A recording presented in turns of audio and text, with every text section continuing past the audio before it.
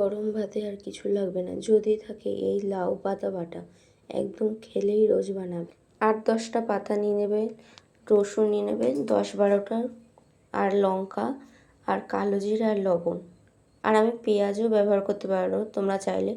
পাতাগুলি ভালো করে ধুয়ে নেবে, কুচি করে রেখে নাও। এবার কড়াইতে সামান্য তেল দিয়ে কালো জিরা ফোড়ন, রসুন, কাঁচা লঙ্কা আর পেঁয়াজ কুচি দিয়ে 10 সেকেন্ড ভেজে নেওয়ার পরে লাউ পাতা কুচি আর লবণ দিয়ে 2 মিনিট ভালো করে নেড়ে চেড়ে নেবে। ভালো করে ভেজে নিচ্ছি। ভেজে নেওয়ার পরে 10 সেকেন্ডের জন্য আমি ঢাকা দিয়ে রাখবো। লাউ পাতাটা মজে গেলে ঢাকনা খুলে নিচ্ছি। দেখো লাউ পাতাটা মজে গেছে ভালো মতন। এবার কিছুক্ষণের জন্য গ্যাসটা অফ করে রেখে দেবো। ঠান্ডা হয়ে আসলে মিক্সারের বাটিটা আমি নিয়ে নিচ্ছি।